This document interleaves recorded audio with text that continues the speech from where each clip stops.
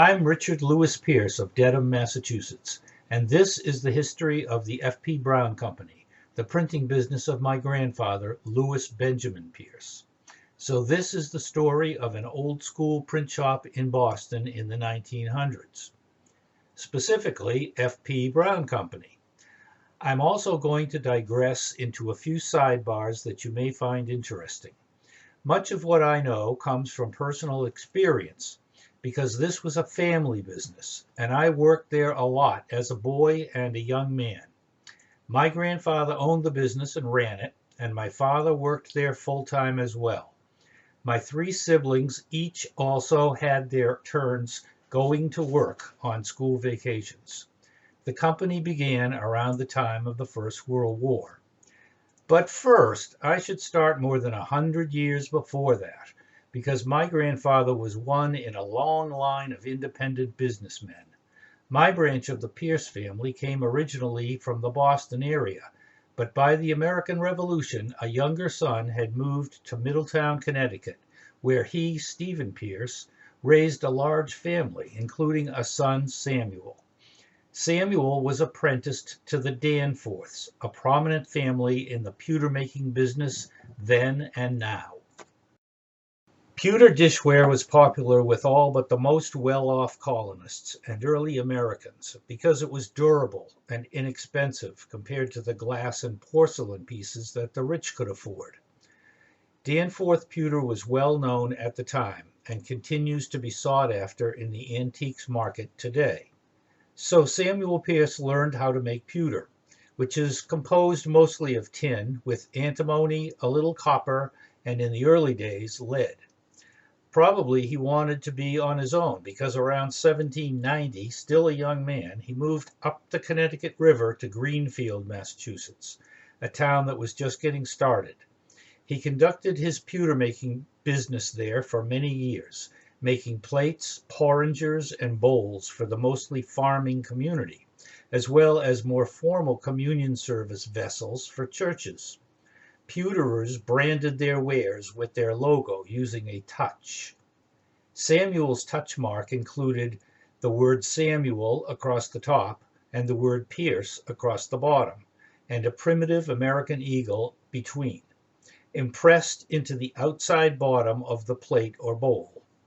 Samuel's older son John developed a large dairy farm in Greenfield, but his younger son George followed his father as a pewtersmith, tinsmith, stove maker, and roofer in Greenfield and Northampton. George's son George Jr. was my grandfather's grandfather. He married in 1850 at the age of 20. Yes, very prematurely, very bald, and also at a young age was active enough in Democratic politics to gain an appointment at the Customs House in Boston under President Buchanan. Despite what must have been a very long weekly commute from Greenfield, George Jr. and his wife were raising two sons when the Civil War started in 1861. George also at that time was an active member, a lieutenant, in the Greenfield militia. He was a Democrat, a representative to a Democratic convention in Boston, and presumably would have voted Democrat against Lincoln in 1860. But despite that, he enlisted in the militia unit as Company C of the Massachusetts 16th Regiment.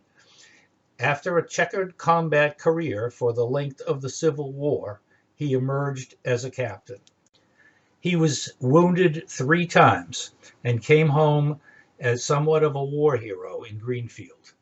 As he continued to be a local politician, as assessor and town clerk, he also was an independent businessman with a downtown store selling housewares. Outside his store hung his sign, a large gilded pitcher. So although he did not follow his forebears as a manufacturer, he still was involved in the trade. Also after the war, a third son was born and was given the unusual name Doris, D-O-R-A-S, my great-grandfather. As a boy, young Doris became an entrepreneur himself, an activity available to an enterprising boy in the 1880s was to publish a small newspaper for other teenagers. A company would supply boilerplate stories and ads, and Doris would fill in empty spaces with local news and sell the papers locally. This is how printing became a trade for Doris. When he married, he and his wife worked for the Youth's Companion Company in Holyoke, then later moved to Franklin, Massachusetts.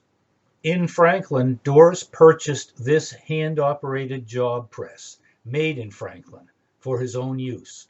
It must have been as a hobby or supplemental income, because printing was not his primary job. The family, again 3 sons, eventually moved to Somerville and then Revere. His son, again the 3rd son, Louis, was my grandfather. Here is the family in Somerville about 1900. My grandfather, in the middle, does not look happy. In 1912, Louis, a sophomore in high school, worked in his father's printing business, the Crescent Press, in Revere.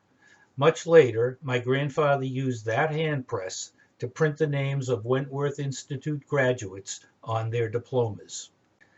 Louis graduated from Revere High School in 1915 and was soon in the Army in World War I, as were his 2 brothers, George and Edwin, shown here when they were very young. Note the feminine hairstyles and clothing, typical for very young boys in those days. After the war, Louis, who had experience working with his father, worked for Frank P. Brown at his print shop in Boston. After a few years, probably around 1923 when my father was born, Frank Brown retired and sold the business to my grandfather.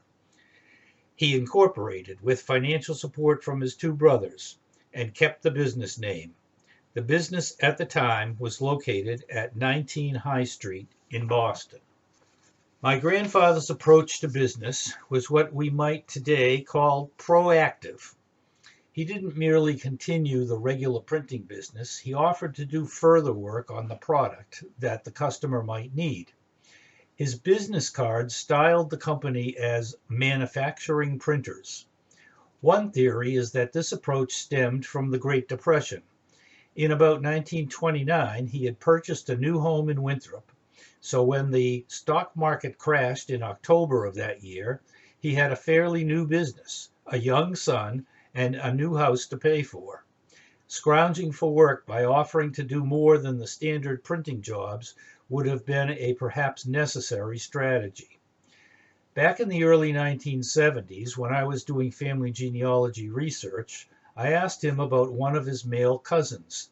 He called that man conservative. I wasn't sure what he meant by that, whether politically or style-wise or what. I soon came to understand that he meant the man was content to work for others, and that he wasn't ambitious enough to go out on his own, as my grandfather had, of course. Louis was always looking for business to do in conjunction with actual printing. Indeed, when I worked there in the 1960s and 1970s, I did far less actual printing press work than I did bindery work. Sheeting, folding, cutting fabric with pinking shears, stitching using either a foot-operated or an automatic stapling machine, collating, wrapping, assembling sample books, and stuffing envelopes were all regular jobs for me and my siblings. The bindery machines, the workspaces, took up almost as much space as the printing area in the shop. However, in a major way, the business wasn't forward-looking at all. As the technology of the printing business evolved, F.P. Brown Company remained solidly in the letterpress world. Other printers bought linotype machines. When Louis needed linotype, he paid another company to make it for him. I believe that when the company finally was dissolved in the early 1980s, all the printing equipment was as old as the company itself. His attitude seemed to be, let the big guys spend the big money and modernize. We'll do what we do best and take the small pain-in-the-butt jobs that they don't want to deal with. It was a business model that worked for a long time. His business finagling was interesting. Over time, he owned entities called the Louis B. Pierce Company and Beacon Printing and Tag, neither of which had a physical presence outside of F.P. Brown. Some of the equipment used in letterpress printing illustrates the alternate vocabulary of the business. This shows the assemblage that would go into a job press. The outer metal frame is called a chase. The type, the text, either monotype or linotype, would be positioned inside along with metal castings called plates of any images necessary. This would be surrounded by wooden blocks called furniture and expandable metal locking pieces called coins, a word that Scrabble players are usually familiar with, Quoins. The coins held everything in place within the chase.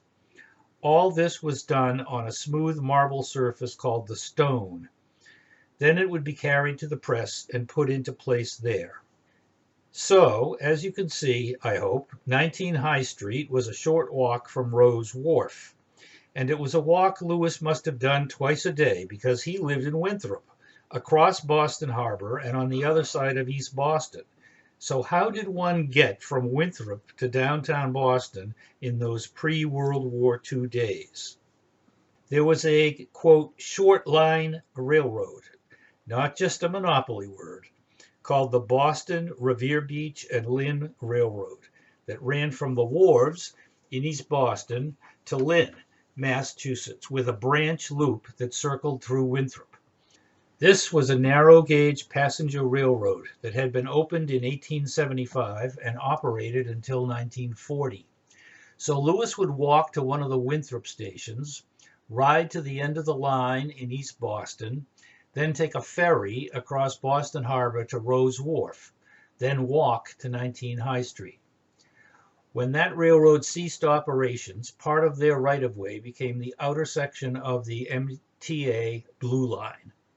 After that, Lewis would have had to drive to Orient Heights or Suffolk Downs for the subway, which then ran direct to Atlantic Ave Station, now Aquarium Station. The company relocated to 255 Atlantic Ave, shown here about 1930 by the left arrow. The right arrow shows Long Wharf. A bit later, they moved to 100 Purchase Street, where they were until 1954. Lewis served as president and treasurer and had only a few employees. He would also work at home, usually on the books. When my family would visit my grandparents in Winthrop, he would be in his upstairs office until dinner. He even held the corporate annual meeting up there by himself, then informed my parents later that they still held the same offices. My mother was the secretary, in name only, of course. Until World War II, he also worked Saturdays at the shop. During World War II, he got some printing work from the federal government. A federal employee had to be present for security reasons at all times that the shop was open, when there were federal materials there. The federal employee did not work on Saturdays, so my grandfather could not be there then. It was only then that he went to a 5-day work week in Boston. Counting weekends at home in Winthrop, it was still a 7-day-a-week job. My father graduated from Winthrop High School and went to Bentley School of Accounting, as it was then. After serving in the Army Air Force in England, he lived with his wife, my mother, and his parents in Winthrop, where I was born in 1947. He worked for Haskins and Sells as a traveling auditor for a bit, then joined his father at F.P. Brown Company. By 1949, he had moved to Dedham. My father served as a supervisor and right-hand man to his father. He did everything but run the big press. That was the sole domain of my grandfather and a pressman called Willard. There was also a job pressman named Mac, and a woman named Helen worked in the bindery. Occasionally, one of us kids would come in, and in the late 1950s, my mother's father, otherwise retired, worked there as a custodian. It truly was a family business. In 1954, the construction of the Southeast Expressway was underway, and some or all of the buildings on the south side of Purchase Street were torn down. The business was relocated to 275 Congress Street on one half of the 4th floor, further south and close to South Station. in the area now occupied by the Federal Reserve Bank. This area, called Dewey Square, had a Sunoco gas station on the corner of Summer Street and Atlantic Ave, and the trestle for the elevated railroad over to North Station had only recently been torn down. This notification to customers was designed and drawn by a local artist named C. Robert Perrin. I don't know how my grandfather became friends with Perrin, but that was certainly the case. Perrin was a watercolorist, born in 1915 on the North Shore, and during World War II was an illustrator for Yank magazine, published for soldiers. My grandfather had hanging in his house 4 large framed Perrin pieces that Perrin had done for the magazine. The captain on this one says, "Oh, that, a little something left over from a New Year's Eve party I didn't have room for in my barracks bag."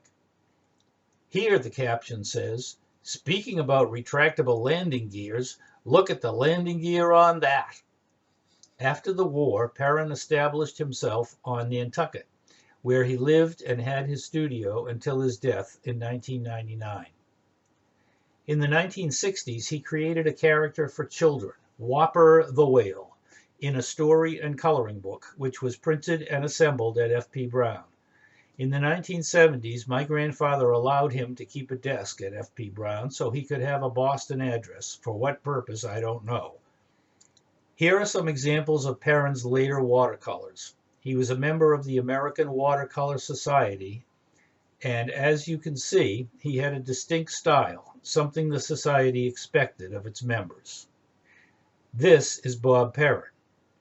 Sometime in the mid-1950s, I started occasionally going to work with my father on the train from Endicott Station. At that young age, I was mostly in the bindery, doing simple, repetitive, non-machine work, learning how to handle paper, wrap packages, etc. Consequently now, when presents or other packages from our house need to be wrapped, it's my job. A big feature of the day could be a visit from Casper the Junk Man. He would arrive in his rickety old stake-side truck at Hathaway Street, the alley between buildings, with access to the freight elevator, and come up with huge empty burlap bags and clean rags, and pick up our trash, much of it in huge, full burlap bags, and used ink-stained rags and any metal scraps that were there. My job was to help Casper load all our trash into the freight elevator. Later, when my younger brother was working there, he would collect discarded metal he found and sell it to Casper. Another example of my grandfather's penchant to look for new opportunities was the bag-making machines. These were 2 monsters the size of RVs that sat collecting dust at the back of the shop. According to my father, at some point my grandfather bought them, hoping to make bags of the right size, shape, and material to be cut in half to use as hot dog holders. For some reason, this didn't work out, and so there they sat until the final days of the shop, when they were perhaps sold to Casper as scrap metal. My grandfather, father, and I would go out for lunch to Coldstone's Cafeteria on Matthews Street, between Congress Street and Summer Street, in the lowest level, where the building formerly owned by Bank of Boston was later built, the pregnant building, so called. That building had an employee cafeteria in the basement. So when I worked for Bank of Boston in the 1980s, I often ate in the exact location of the former Coldstone's Cafeteria. Back in the 1950s, if it was raining or snowing, we might eat closer by at Coffee Ann's on Atlantic Ave, a smaller shop, but they had sandwiches, including my grandfather's go-to lunch, peanut butter and jelly, and a ring ding. The print shop itself was a bit of an alternate universe for me, starting with the passenger elevator operator, a chatty old man who called my grandfather Mr. Brown. He was never corrected. My siblings and I were, of course, the Brown children. My father called my grandfather Joe, and vice versa, only at work, and I never knew why. My grandfather always wore a vest and a bow tie at work, despite working with ink all day, and inevitably getting it on his hands and clothes. He only rarely wore a printer's apron. He died with printer's ink literally under his fingernails. Speaking of ink stains, we would wash our hands and arms at a trough sink using lava soap, or for tougher stains, sand soap. There was also some kind of gel-like soap that came in a gallon can. Both my father and grandfather smoked Raleigh plain cigarettes and habitually left them to burn down on the edge of tables or machine parts. The big ashtrays on their desks were rarely emptied and occasionally caught fire. At home, my mother smoked these as well. Raleighs came with coupons, which were redeemable for household items, similar to green stamps. Our house was full of these items: TV tray tables, lamps, hassocks, cigarette lighters, etc., in addition to lawnmowers and a wheelbarrow. Cartons of Raleighs, bought out of petty cash, came with 4 extra coupons in the carton. The store owner where my father bought them would save these extra coupons for him. Union Bookbinding, a company in the same building, was a customer who would farm out jobs or parts of jobs they had from other customers. F.P. Brown would do the work that Union Bookbinding didn't want to hassle with. A good example of this was the Thomas Strahan Wallpaper Company of Boston. Their wallpaper patterns were often reproductions of historical designs and often included matching fabrics. They ordered sample books, about 2 feet by 2 feet, that included samples of the patterns, each with the provenance printed on the back, and a smaller sample of the fabric pasted on. These books, 2 to 3 inches thick, were bound in hard covers, secured by binding post screws. The covers were made elsewhere, but F.P. Brown did all the rest. Large, probably 100-pound rolls of wallpaper with rolls of matching fabric would come in. The wallpaper went through a sheeting machine, then a paper cutter to create exact size pages, then through the large press to print the provenance. Meanwhile, in the bindery, the fabric rolls were cut up, and the small samples were cut out using pinking shears. After the fabric samples were hand glued onto the wallpaper sheets, then the pages were collated into sections by hand. The sections were assembled by painting the edge to be bound with a solution of Elmer's glue and water. Then the sections were collated into the final book. Holes were then drilled to hold the screw posts, and the final assembly was done, again by hand, using a push screwdriver.